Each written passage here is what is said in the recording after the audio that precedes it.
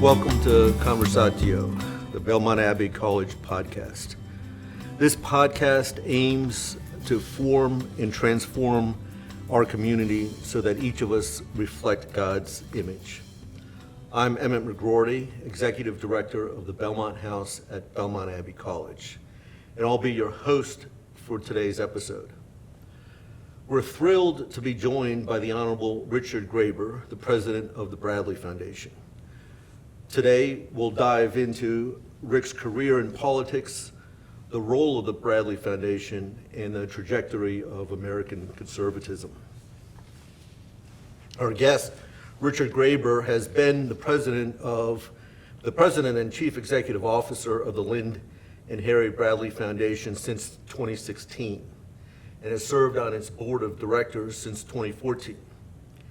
He previously held several executive positions at Honeywell International, including as its senior vice president for global government relations. From 2006 to 2009, he served as the United States ambassador to the Czech Republic, where he actively engaged the Czech government on a number of issues, including President Bush's proposed missile defense system, as well as matters concerning transparency, corruption, and judicial reform. Prior to his time in Prague, he practiced in the international corporate and government relations groups at the Reinhard Warner Van Duren law firm in Milwaukee, and from 2004 to 2006 served as its chief executive officer. Rick earned an A.B. magna cum laude from Duke University and a Juris Doctorate from Boston University Law School. Ambassador Graber, welcome to Belmont Abbey College. Well, thanks so much. It's a great pleasure to be here. So we're wondering, in the first instance, if you could tell us about the Bradley Foundation's mission and maybe a little bit about its history. Sure. Well, I think it's important to start with the history. It really goes back to two brothers who grew up in Milwaukee, Wisconsin in the early 1900s. Their names were Lynd and Harry Bradley. They didn't grow up with much. There was really no father in their household. Their mother had to rent out rooms in their house to make ends meet. Neither brother graduated from high school. Obviously, neither went to college. But they were curious. They were tinkerers. They were inventors. They were entrepreneurs. And first the older brother Lynd, and then Harry joined him in trying to build a company, trying to build a business, and it was tough. There were years when there was virtually no revenue. There were lawsuits flying around for inability to pay rent, to pay employees. They partnered with a bad guy in Michigan at one point that almost bankrupted the company. But for every time they landed on their face, they got up and they kept working at it. It's a great American story of trial and error and eventually enormous success.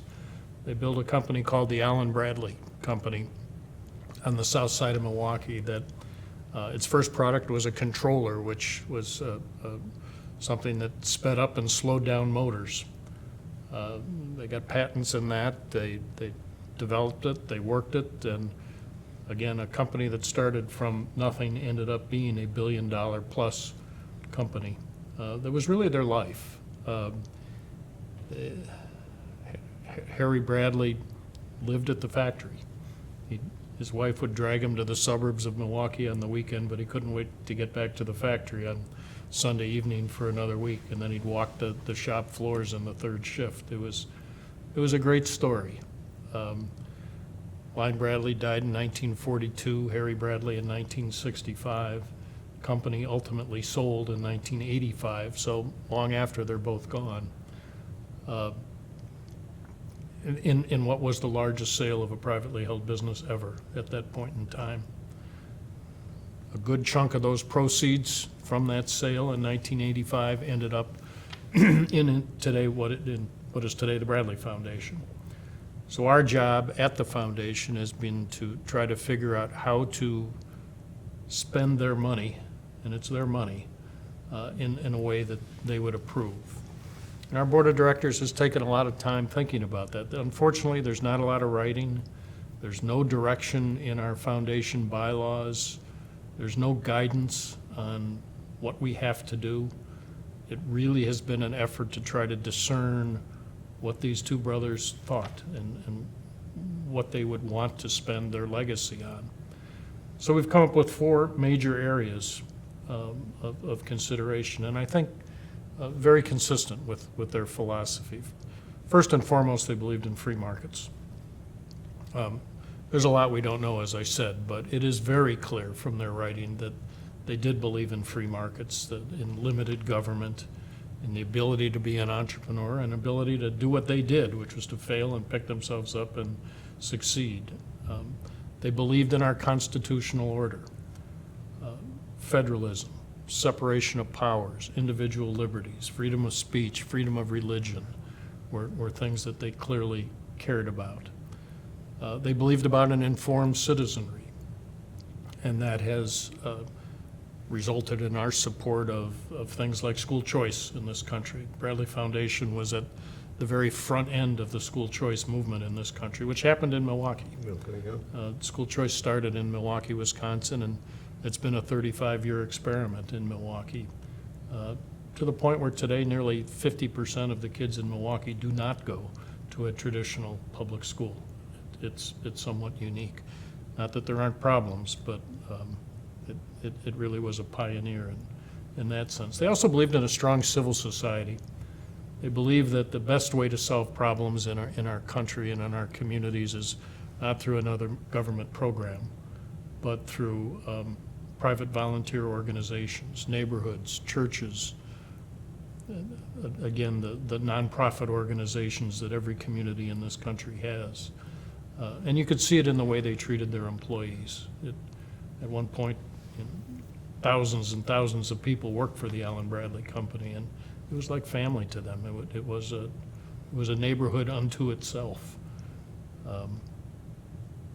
So those are the core areas that we focus on, and we try to spend our money, and we, of course, don't do the work. We give away money to grantees like your university, like your college, that does do the great work. And it's our job to try to find those people like you all to continue on this mission in a way that the brothers would approve. Well, you termed it a great American success story, and I'm thinking, well, what is a great American success story? And if we think back about it, think back to colonial times and the founding generation, as Clarence Thomas likes to call it, that really knitted together a plan for independence and shepherded the country through those first few years and brought us the great Constitution we have today. It seems to me the American story is really about perseverance and ingenuity, creativity, and certainly success. But it seems too that there's another element to it, this element of really building up society, looking outward. And that seems to be the legacy they left behind in their lives and with the Bradley Foundation. Is that? Oh, I think that's right, and I think it's really about American exceptionalism, which the brothers believed in before they even talked about American exceptionalism. The brothers believed in that, and there is something unique in this country. You know, I've had the opportunity to live and work all over the world, and one of the things that you really start to appreciate as a citizen of the United States is that unique DNA, that unique character that is generous, that likes to give back, that believes in the power of neighborhoods and people getting together. There's something special about it that just doesn't exist in other places. I remember when in working at the embassy, I thought it would be fun to have the embassy staff, which were, in my case, were mostly Czech people, to do a philanthropic event some weekend. And I said, you pick out whatever you want to do, and we'll go do it as a team and as an embassy. And it was a very difficult concept for them. And this is Europe. This isn't, more remote places in, in Africa or a place like that. This is Europe. But it took a lot of prodding and pushing. But then when we did it, they got it. And it was really a fun event. At the heart of it, it almost seems as if it's really about human dignity. Yes, every person has dignity. And by deserves a chance. recognizing the dignity of others, you really sort of affirm your own dignity. Right. And that seems to be at the heart of these great American stories. It doesn't guarantee success. You've got to work for that. And have to have the You've got humility. to have initiative. And the humility, And of humility. course, Yes. that we might have to go back and reconsider things.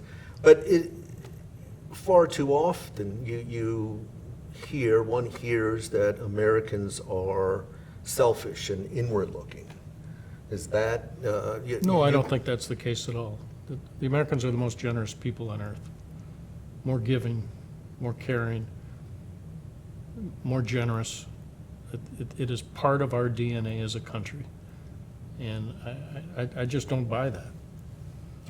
It seems that I remember the great British historian Paul Johnson said that he wrote that book on the history of the American people, and it was really an homage to the American people, and he said, well, the Americans will look and search over and over and over again and dwell on the problems of their society until they get it right, until they solve it. Is that the? Yeah. I mean, Americans do persevere. There's no doubt about that. I think our civil society is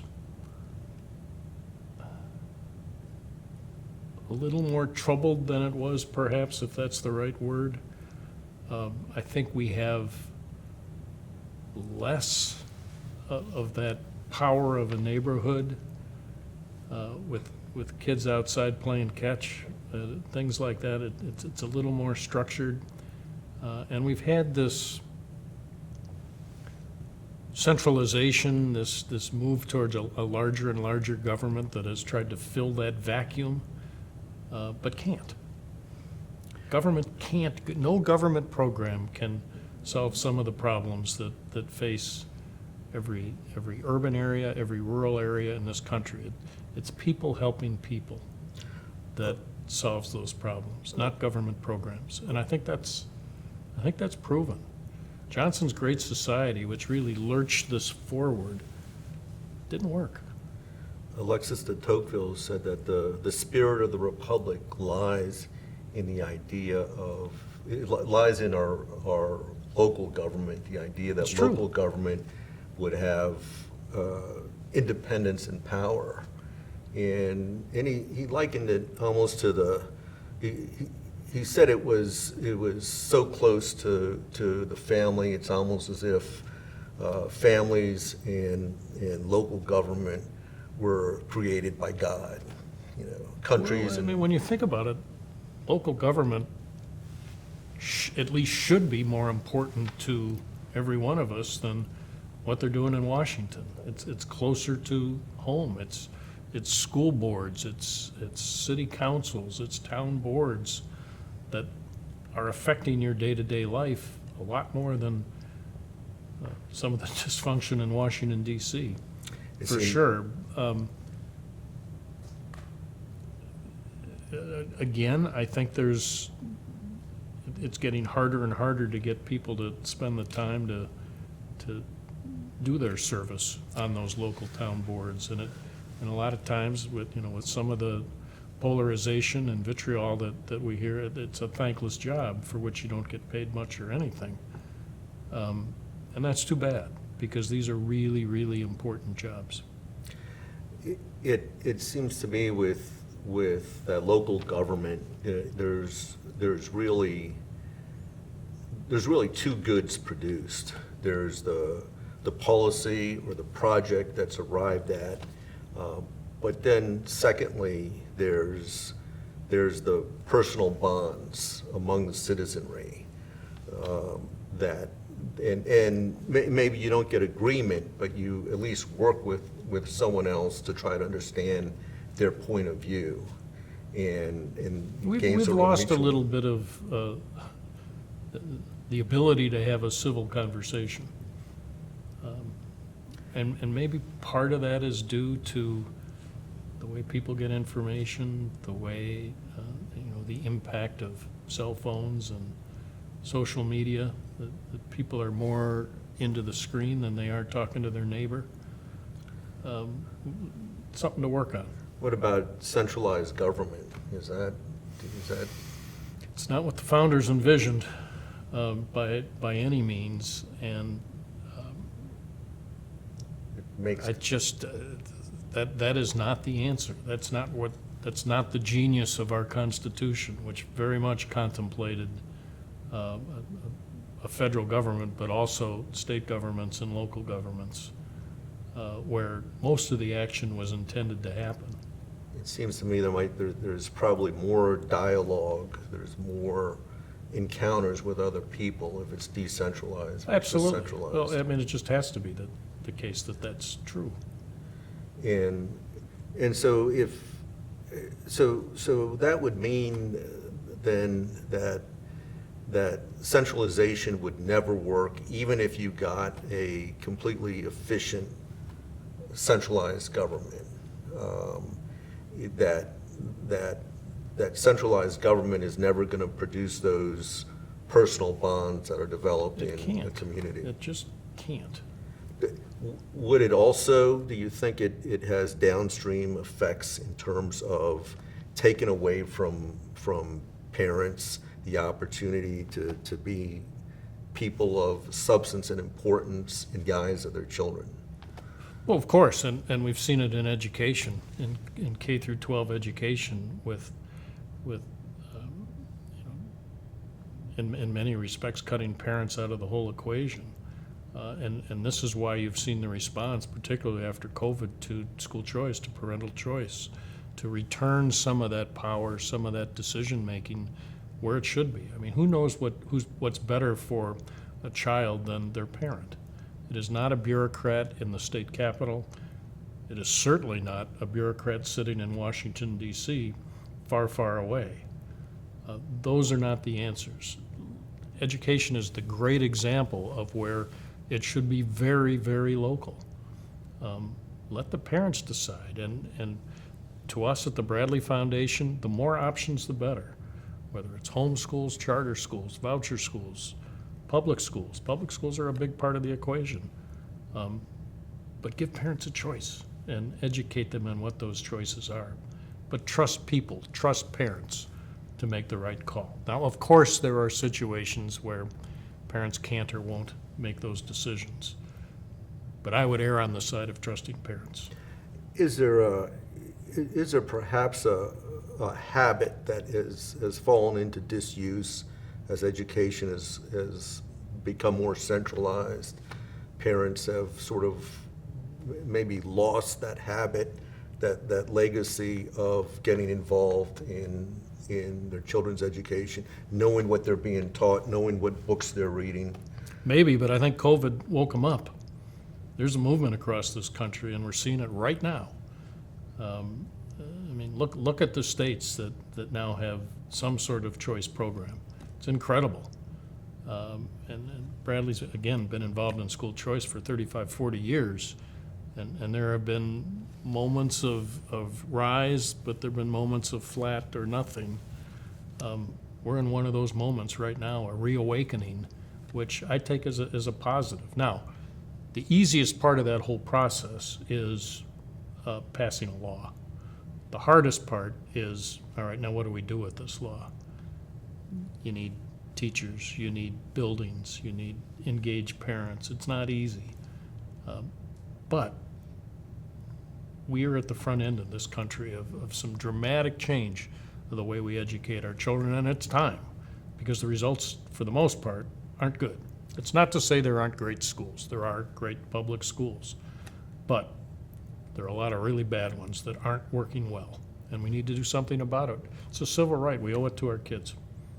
It And, does. and we need that. We need that informed citizenry if this country is continued to be the greatest place on earth. Does seem to be one of the most heartening trends in the United Absolutely. States. It's very exciting. Yes, yeah. Wait, on that issue of Americans being allegedly being inward-looking and selfish, you've served as the CEO of a huge foundation of an international company and of a prominent law firm. Is capitalism, do you think it is, it causes one to be inward-looking, or is it more outward-looking? Oh, I don't think so. I would say outward. And the reason is, and people dispute this, but capitalism, at least capitalism in the United States, has created more opportunity, more jobs, more life-fulfilling activities than any system that has ever been. That doesn't sound like an inward-looking system by any means. Now, does that mean that every single person within our country is going to succeed? Does that mean that everyone, is entitled to, a stipend of some sort? No, you have to work for it. But if you have the opportunity, and if the system can create more opportunities, that's success. And that's why people flock to this country. It's for those opportunities. Again, I'll go back to my days in Prague. During the there's an element of the society there that yearns for the old days of communism, where everyone got something. And so in that sense, it was kind of comfortable. And at times, capitalism is uncomfortable, because at times you're going to fail. But the beauty is you can come back and try again. In a lot of societies, that's not the case. It seems to me, listening to the story of the Bradley brothers, it seems to me there was the fellow Allen who, I suppose he looked at the Bradley brothers and he saw in them something special. He understood that they had a gift of perseverance, a gift of knowledge, and he invested in them. It seems like what that story is saying is a good capitalist seeks to try to understand another person's gifts. Oh, I think that's right. And it's a great story, the story of Allen Bradley. Allen was Dr. Stanton Allen, who was a friend of Line Bradley, and he saw potential in Line Bradley, and he loaned him, I think he actually gave him $1,000 in seed money to start their company. And for that, he got top billing on the Allen Bradley Company, which is a great story. But you're right. I mean, he saw something there. He served as a mentor, and $1,000 doesn't sound like a lot, and it's not a lot. It was more then than it is now, but a relatively small amount of money. But look what it turned into. A multi-billion-dollar company that eventually sold for a whole lot of money and benefited a lot of people. And is continuing Not just to those do two so. brothers. It's now owned by Rockwell, and the company continues on. Well, school choice now is a nationwide movement, Right. and it faced tremendous legal hurdles from the get-go. But bit by bit, It took it's some one- courageous, it wasn't all the Bradley Foundation. It took some courageous leaders at that time in Wisconsin, Governor Tommy Thompson an African-American state legislator, Polly Williams, a man named Howard Fuller, unlikely bedfellows that came together with an idea. And look what's happened.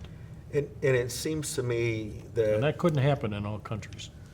And it seems to me that this is a story, though, that happens in small ways and big ways all across the Yes. country. Yes. And I remember growing up, there was a fellow who had a TV repair shop in the little downtown section of our neighborhood. But his passion beyond the repair shop was teaching children how to play baseball. And that's what he was doing. He was investing in children. He had no children of his own, but that's what he was doing. It seems to me that's in the same spirit of the Bradley brothers. It's another one of those great American stories. And you travel across the country and you see little shops and they're advertising the civic projects they're engaged in. And You know, at the Bradley Foundation, we make a lot of grants every year, and they can range anywhere from $10,000 to millions of dollars. Some of the most satisfying and effective grants we make are $10,000 and $15,000 to local organizations. And every community in the country has these organizations. People that are helping people one life at a time with drug addiction or emotional issues, you name it. Those are the heroes that no one ever hears about in every community in America that are making a difference. And you don't see them on TV, you don't read about them, but they go to work every day. They're prepared to get up in the middle of the night to deal with an issue of a particular person they're working with. That's America.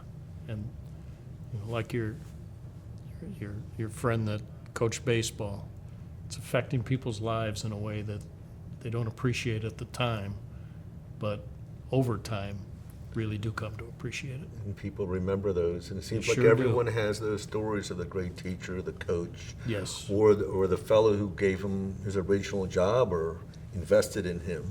But you remember that. We take that for granted in this country, and it is, I tell you, it is not like that everywhere. It is just not.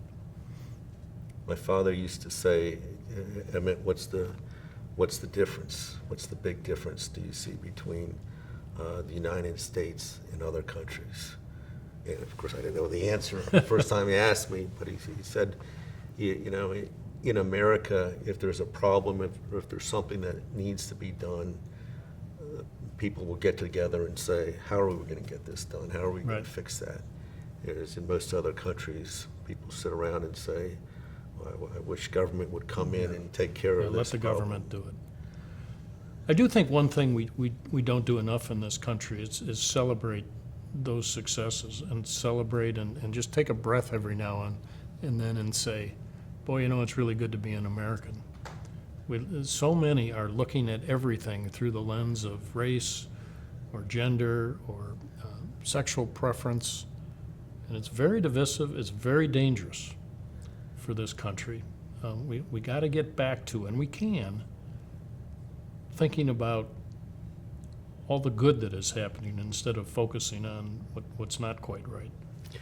We've struggled for over 100 years with ideologies that are contrary to the founding, with the idea of progressivism, that people really don't have the dignity to create their own lives, is really what progressivism came down to.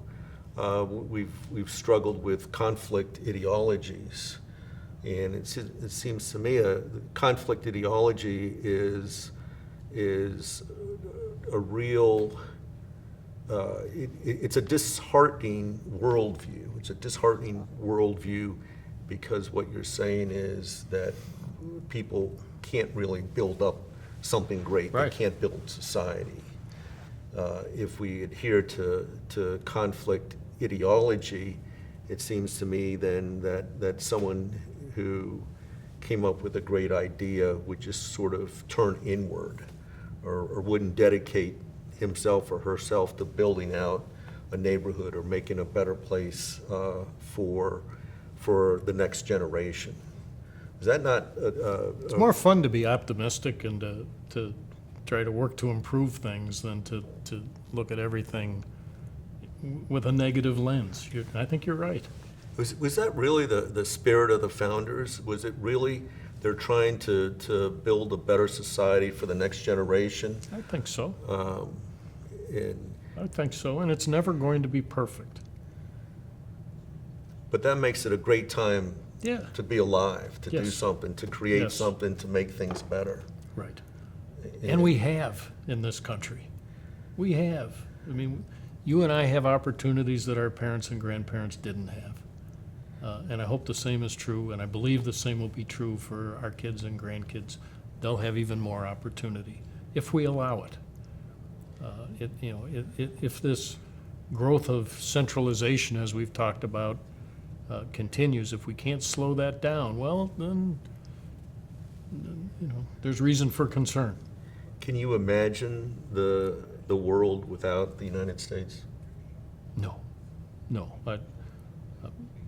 I really can't. And again, I go back to my experiences living in other places. People look to the United States, particularly in a country like the Czech Republic with 10 million people, all those former Soviet bloc countries. They know as much about what's going on in this country as many of our fellow citizens. They follow the politics. U.S. is a leader. Sure, there's grousing and complaining about what the U.S. does, but the U.S. leads, and if the U.S. seeks to withdraw in some ways and become more insular, I don't agree with that. And there are many in my party, and I'm a Republican, that would do that. And I think it's a mistake. I think we have a role in this world. We are a role model in this world, and with that comes some responsibility. Our national project, I would say, is freedom, and that is most, in its most practical sense, it means taking care of the Constitution and the Yes. constitutional practice. And Even if it's a little messy sometimes. a little mess, and That's okay. maybe some who don't understand the United States would say we're arrogant, but if you look at that project, it's a project of freedom, and you look at the Constitution, it's really a great document in humility. I mean, there's a It humility absolutely is. I mean, the genius of that document is incredible. It has worked. It has withstood time. I think there's some tensions right now. I don't think the legislature, the Congress, is fulfilling all of the duties that the founders envisioned. And I think that has created some of the tensions we see today. There's been an abdication, I think, by the legislature at large It's in by favor of progressive intent. Yes, in favor of the executive branch, which isn't a good thing. Yeah. I think there are members of Congress that get that. The question is, will they do anything about it? We'll see. We'll see, but it's the great American experiment, and it's the I'll still take it. best hope of mankind. Absolutely.